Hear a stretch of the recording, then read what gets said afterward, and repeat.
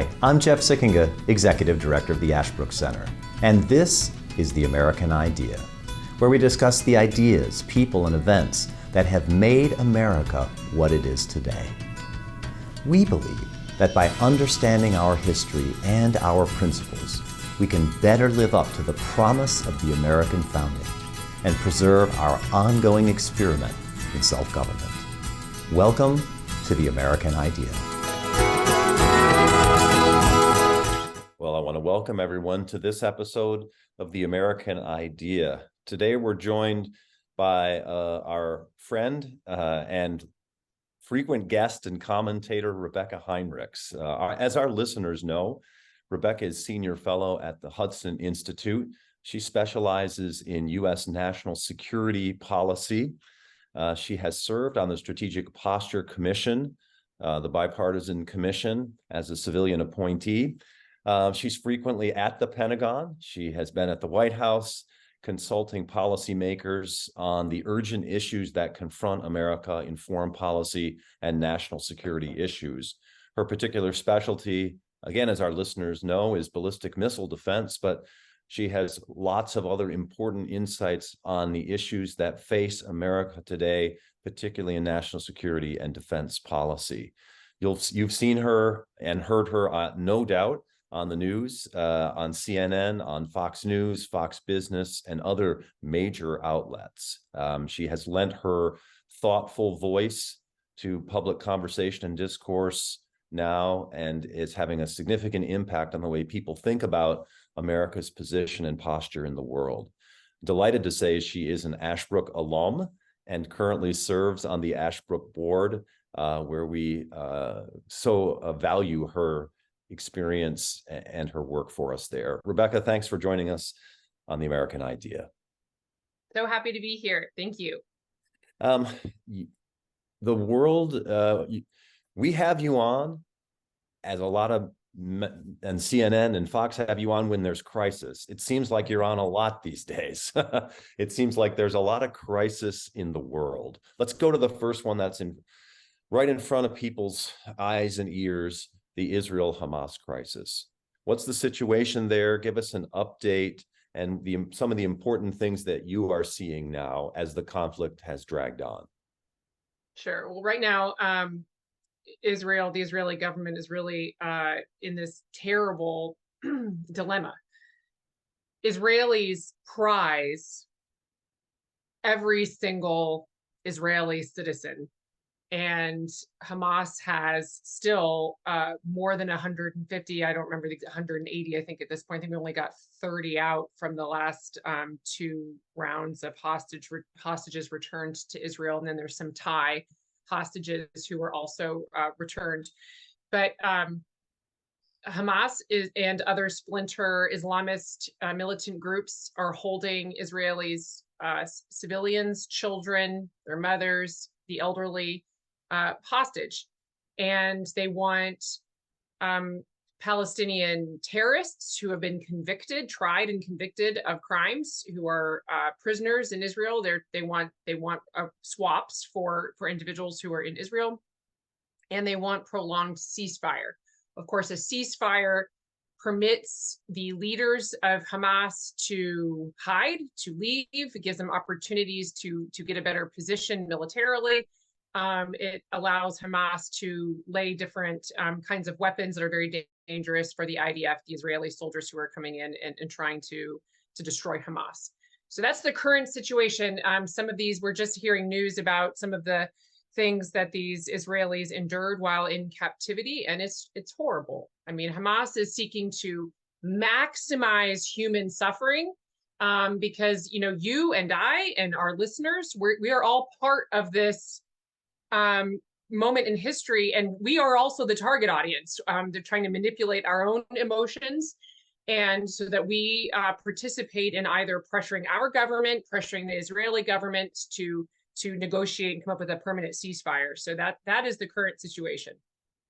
I think a lot of our listeners wonder, I know I certainly do, from Hamas's point of view, what do they hope to gain by this attack? Obviously, at such a large scale and such horrific consequences, they knew they were going to provoke an Israeli response, and it was going to be a massive response, especially with Netanyahu as prime minister. What did they think strategically they were going to gain, and do you think they've gained it? Well, remember that Hamas is really a proxy for the Iranian government. So you kind of have to sort of zoom the lens out and understand that Iran has some interests here. Iran is certainly seeking to thwart continued improvements, diplomatic relations between the other Gulf countries, specifically the Kingdom of Saudi Arabia and Israel. So the United States has built on the Trump administration's Abraham Accords to try to bring about improvements with between Israel and these other Gulf partner nations with the United States, and Iran wants to thwart that. So this obviously creates a major problem for the other Arab nations, and it creates obviously a horrible problem for the Netanyahu government and for the nation at large.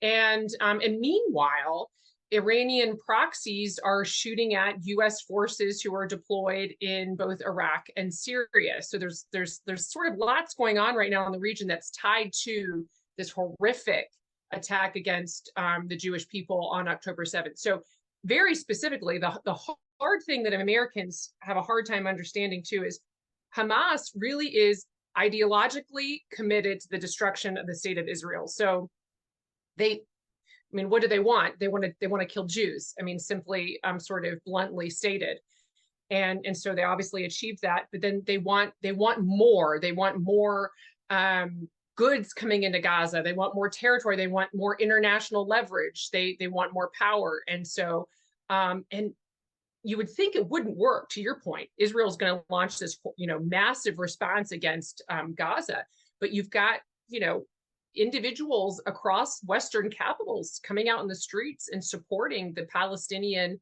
and even Hamas's case. So they're really doing the bidding of Hamas. What about on the Israeli side? Now that they've begun the military counterattack and it's continuing and has intensified, what's Israel's strategic goal? So, again, getting back to that really, really tough dilemma, they value each individual precious human life. And so they really sort of very specifically are trying to get as many hostages as they can get out. But of course, it's a really big problem because as Israel values these lives so much, they're incredibly valuable for Hamas to use them, yes, as shields, tactics to try to get more things. And so broadly, in sort of a strategic objective, you got to destroy all of Hamas. You have to, in terms of their leadership, their infrastructure, those tunnels that they have built over many years, where they can get weapons from the Iranian government through those tunnels. And so that is going to happen. Israel is going to destroy Hamas's ability to reorganize and to do anything like we saw on October 7th again. And then they're going to have to come up with sort of then what?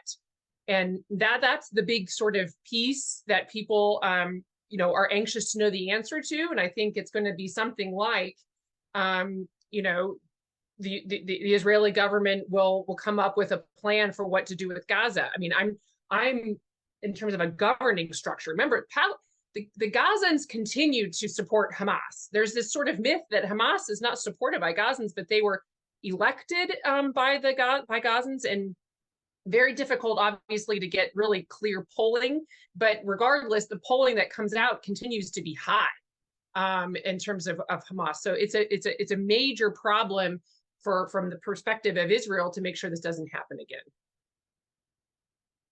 And the military offensive, just in terms of the actual gains on the ground, some people have said, I certainly have heard it, that Israel hopes with this military offensive, as you say, to knock out the Hamas infrastructure, the leadership.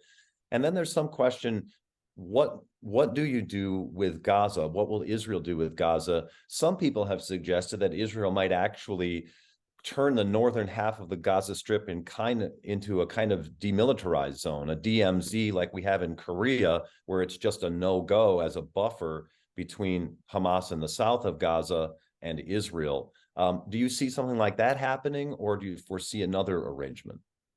I think that makes a lot of sense. I'm sort of the mind that this is where the U.S. should actually take a really light touch and let the Israeli government decide what it's going to do. It's very capable. It's the one who's highly motivated to solve the problem. They're under enormous international pressure and scrutiny to do something that obviously makes sense for those who are innocent in the political sense, civilians who are not supportive of Hamas living in Gaza. Hard to know how many of those people are. Certainly the children constitute folks in that category. And so they have to create some sort of humane situation. But people should remember, Israel left Gaza in 2005. And so the Gazans have had the opportunity to create a life for themselves and to govern themselves, and they continue to elect Hamas and choose this Islamist, heavily militarized. Essentially, Hamas has turned Gaza into a militarized zone already, and so it's a really big problem. What I will say would be a terrible idea, which I don't think the Israeli government will go along with, is this idea of this sort of multinational collaborative effort to govern Gaza. That to me sounds like a nightmare of utopian aspirations that won't work well. So for our listeners, what should they be looking for, thinking about for the next 2 weeks to a month of this conflict? So the relative short term, what are you looking at that we ought to be looking at? I would say, one, first of all, everything is so emotional in the news. So when you watch the news, I would just encourage people to really, really try to understand, not to fall for the urge that a lot of news media has to sort of make moral equivalences between the two. There's suffering on both sides, and so who can say really who's right and wrong? We just need a ceasefire. So and it's just it's dangerous. Israel is a sovereign nation, and our security benefits by its security. And so what I'm looking for is Israel to resume strong military options after this temporary pause to get some of these hostages out, and then to continue destroying the Hamas infrastructure. A lot of the news on number of casualties is coming from Hamas and being repeated in the news. So I would just sort of understand that when you're hearing this, to take it with a huge grain of salt. We don't really know the number of deaths coming out, especially if it's coming from Hamas. And then this is going to drag on for a little while because Israel is still going to want as many hostages out as they can. So I'm expecting another round potentially of further negotiations. Last point I would just say, keep in mind, these prisoners that Israel is releasing back into Gaza, these are terrorists. These are individuals who attempted to harm IDF soldiers. They were convicted in a court of law, found guilty, and imprisoned. And so I've heard quite a bit of misinformation on that. Like we're sort of just swapping sort of hostages that were snatched by the two entities, and that's simply not true either. Before we continue with our conversation, I think it's important to take a moment and tell you about our undergraduate honors program in the liberal arts here at Ashland University. Hi, I'm Rich Police, Associate Director of Student Programs at the Ashbrook Center. The Ashbrook Scholar Program is an honors program located at Ashland University for undergraduate students with an interest in politics, history, and economics. Modeled after a classical liberal education, you will read the great texts, not textbooks. Your classes will be conversations, not lectures. Conversations with other students, with your professors, and with great thinkers and statesmen from throughout human history. If you or a young person you know are passionate about life's important questions, if you want an education that emphasizes discovery, if you value liberal education and the principles of freedom it upholds, then this is the place for you. To learn more, visit us online at ashbrookscholar.org.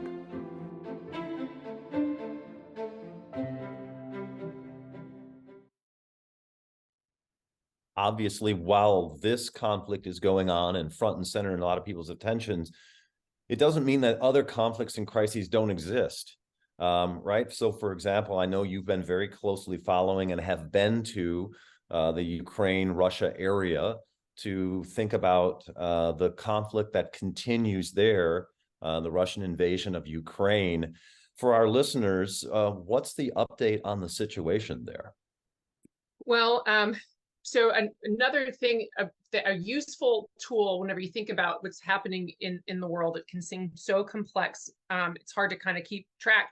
But one piece of advice I would give is look how the major powers are acting, and then you can kind of the other sort of crises fit into this big chessboard.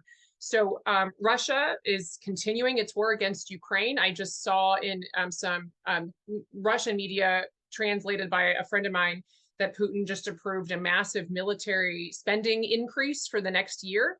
And so he is not slowing down in terms of his determination to continue to invest heavily in the Russian military, even as Ukraine has done a magnificent job of degrading the Russian military. Putin continues to be determined to increase his military strength and capabilities. And then China is backing Russia diplomatically, economically, as Russia continues to be sanctioned. China is helping to aid to absorb some of that, with China increasing trade and economic ties with the Russians. And then also we have found material support, component parts for their weapons in Russia to be used against Ukraine from China. And so the specific situation is, Ukraine has done a great job of regaining a lot of the territory that Russia initially took whenever it launched its invasion in 2022, its full-scale invasion, and tried to sack Kyiv. Unfortunately, they're stuck. They're sort of in this stalemate. The counteroffensive was not as successful as Ukraine wanted it to be. I have lots of blame to push around for that. My big complaint, as I've told your listeners before, is that the Biden administration has not been fully committed to Ukrainian victory. There is a strong sort of risk aversion and fear of escalation. And to the extent that essentially the weapons that have been provided have really been approved slowly. There's been a lot of wait and see to how the Russians behave. And then even the longer range strike systems that Ukraine needs to hit, a lot of the logistics and weapon systems that are right on the other side of Russian territory, the weapons that we have provided Ukraine are just too short to get there. And it's all by design. And so unfortunately, it's resulting in a long protracted war of attrition, which that is not a good situation for Ukraine. They will run out of human beings, men, soldiers. A lot more women now are fighting. Initially, all the women and children went to Poland and left that country, but now we're seeing that they need more people to fight this war. And so they're stuck. And so my last point here briefly before I get to your next question was, what am I expecting? I'm concerned at this point that the United States with Germany, and this has been reported in some German papers, are now going to begin to pressure Ukrainian President Zelensky to take a deal and to tell them, look, like this can't go on forever. You've done a great job, but we can't support you indefinitely. That would be a disaster until Ukraine can actually push the Russians fully out of their territory. But I fear that is becoming a political reality. So that kind of political settlement, would it mean, for example, that Russia would have some kind of control or even sovereignty over the eastern part of Ukraine, the Donbass region, which Putin has claimed as Russian territory? Yeah, I don't know. I don't know the nature of the final, where those lines would be drawn. But considering that Russia still has taken an enormous, you think about in 2014 when they took Crimea, how much more territory they have now. I mean, this would be a significant territorial expansion on the part of the Russians through force. And this is Ukrainian sovereign territory. And this is not how this is not something that that the United States or NATO obviously wanted to happen. But unless you arm Ukraine such that Ukraine can actually push the Russians out, especially since NATO and the United States back, as the biggest backer of the NATO alliance, if we don't want to be the ones as combatants in this war, which I fully agree that we should not be. You have to arm Ukraine in such a way that it can fight the way NATO would if NATO were fighting, and we have not done that. So it would be a significant territorial gain for the Russians. And so can I just ask you, Rebeccah, on that question, because you mentioned the Germans as part of this group that's pushing Ukraine perhaps to have some kind of political settlement. You've been to Europe recently. What's the mood in Europe about the conflict? Obviously, when it first started, it seemed like all the Europeans were on board against the Russians in support of Ukraine. Poland obviously has taken a number of refugees, as you were just saying. Does that mood continue? Does that sentiment continue in Europe, in European capitals, or have we seen some shift? It's a really good question. So yeah, I've been to Lithuania and Poland since Russia first, or this last invasion. I would say the last invasion. Ukrainians will correct me. They say it's not just the invasion. They've been invading our country for a long time. So since 2022, February 2022's invasion, I've been to both Poland and Lithuania, and of course the Baltic nations, Lithuania being one, are very concerned that the Russians, not only if they regain Ukrainian territory, they will not stop. I mean, Putin's goal is to break up the NATO alliance, weaken it in any way he can, politically, break it up, no kidding, through gray zone warfare, meaning it's just sort of, below the threshold of which a country would feel compelled to respond in some sort of no kidding military kinetic way.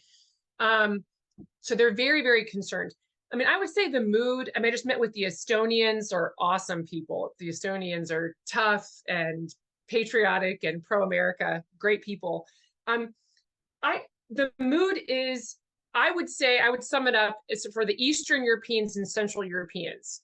So Poland, and then, the Baltic nations, Finland, they're worried about the United States not being committed to NATO. And the United States remains the coalescing force.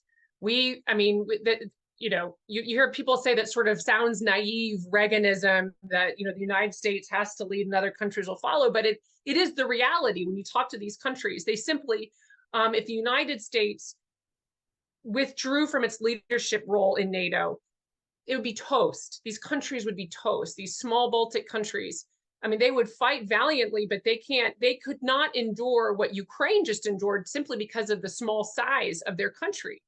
And so they're very uncomfortable. And you can see they have more courage to speak up and be louder whenever they know the United States is fully committed. And then it starts to kind of get quieter again if they start to get nervous about what the United States is going to do. Now, the Germans have been a challenge throughout this whole time, because to the extent I've been critical of our own government and of President Biden's reluctance, the Germans have been 10 times worse, much more reluctant. Germany simply always holds out hope that things can improve with NATO and Russia. And it's like the hope that just endures forever. And if you talk to the Poles, they've got all kinds of reasons for that, that they're concerned about Germany having too much hope in Russia actually becoming a partner rather than an adversary. So I would say they're discouraged and uncomfortable with a lot of the politics coming out of the United States right now, and beginning to be worried about the United States' willingness to be committed as the leader of the NATO alliance in the free world. So let me ask you the same question I asked about Israel and Gaza. What do you see for the Ukraine-Russia conflict in the short term, say the next month to 3 months, that our listeners, again, should be paying attention to? So what I will tell your listeners exactly whenever I go on in Capitol Hill and give my briefings. I say what my advice is. I don't know what's going to happen, but what my advice is, what Congress should be doing is demanding that we resource Ukraine to win, to prevail. This long protracted war without having a clear strategic objective is terrible. I don't blame Americans for saying, when does this end? This seems like it's going to go on forever, and I'm not quite sure where the end is. And so what I have been advocating for is pressing the White House to include in the next batch of weapons long-range strike systems. So they're long-range, they're called ATACMs. So look for ATACMs to be in the next package. They should press for those. I don't have a problem with Congress saying, you know, the economic aid or the sort of some of the other economic aid. It's about 40% of these Ukraine packages. If that gets cut down a little bit, and so you pressure the Europeans to provide more for that, that's fine. But what the United States does really, really well that is indispensable are weapons and being that coalescing force. So I would be pressing for that. And really trying, I mean, then of course the American election is going to be, I mean, it's the world for Ukraine. Who the next president is going to be and how determined they are to helping Ukraine prevail, get their sovereign territory back, and then be a strong sovereign nation to be able to provide their own defense. I mean, that's going to be the name of the game for Ukraine. And so those are the things I'm looking for. And then really, again, press the White House to fully support them, and then refuse to let the White House pressure Ukraine to end this conflict on terms that are so unfavorable to Ukraine and so favorable to Russia. And I'm concerned that because there's been some loud voices on the American right on ending support for Ukraine, even though there's the number of members of Congress are few, but they're loud, that the White House could blame those few on ending support for Ukraine. So you can see all the domestic politics that bleed in over into, no kidding, strategic problems. And I think that would be just a major disaster. There should be strong bipartisan support to help Ukraine prevail. Meanwhile, on the other side of the globe, there's still China. China, as you already mentioned, has increased its ties and connections with Russia, economic aid and the rest, to help offset the sanctions that have been imposed on the Russians. What are the Chinese up to these days, particularly in their region? Oh, goodness. So the Chinese, well, they're not staying in their region. That's part of the problem. So it would be easier. Some of my colleagues will say, you know, since China is the #1 threat, we should be totally just focused on the Indo-Pacific theater and really focus there. The problem, though, is because China now has a global vision. Xi Jinping has a global vision that he's really kind of got his hands in pots across the globe. So just give one example. As we're dealing with Russia, Ukraine, and Gaza, and Indians are arming their proxy nations. It was a Chinese flagged, specifically a Hong Kong flagged ship that the Baltic nations, just being reported, so I'm not sharing anything, you know, just publicly reported, said that it was a Hong Kong, so China, flagged ship that they believe broke that undersea cable between the Baltic Sea when all this is going on. So it was an undersea cable that was just broken, and it was a Russian flagged ship and a China flagged ship together. And it looked like it was the China one that probably destroyed this intentionally undersea cable. So China is getting bolder in what it's willing, you know, that's not confirmed, but that has been what has been reported. And so that is something that still is being investigated, but it should not be surprising to know that is what's going on. So China and Russia are continuing cooperative military training exercises together. China continues Taiwan has an election coming up. China is pressuring the Taiwan government to not elect a strong Taiwan sovereignty president and to be more conciliatory towards mainland China. Xi Jinping just visited President Biden, and we essentially got, I don't think this is an overstatement, nothing out of it, except perhaps, you know, more attempts at calming our relationship sort of diplomatically, but without requiring Chinese behavior to change.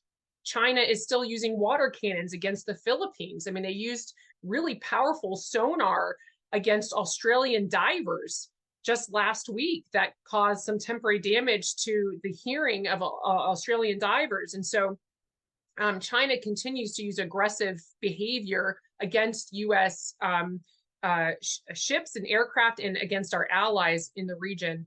And it really has gotten really terrible, and we've not seen any improvement in that area in the last year or so. Yeah, I was going to follow up and ask on that. The last time we talked, you talked about the Chinese Communist Party as being perhaps the most significant threat that the United States faces, not only because it has the intention, but because it has the capacity to do damage to the United States. In the last months and looking forward, the Chinese Communist Party, has it grown stronger and more dangerous, or weaker and less dangerous? Third option, weaker and more dangerous. So that's interesting. What do you mean? So the economy is finally starting to, so China has been rising economically for decades, and it's been, supposed to surpass the United States as the largest economic engine.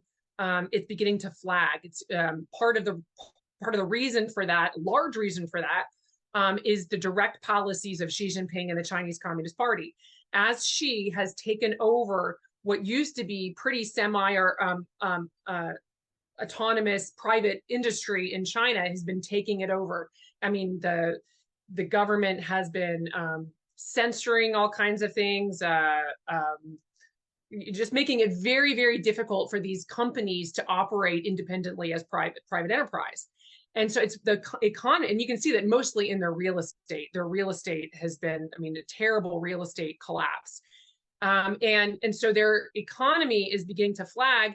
China wants more investment in China. Western capitals and Western companies are beginning to look at what's going on in China and saying, this is not a really stable, predictable way to do business.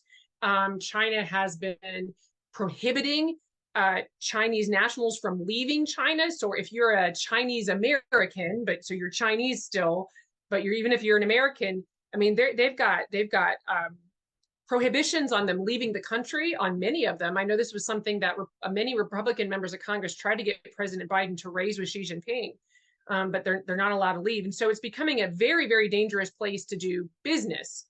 And so some have said, well, great, if China is beginning to struggle economically, maybe it's not so much of a threat. But Xi Jinping is still committed to this grand legacy in making China supplant the United States as the global leader, the country that is moving events and affecting events that help China.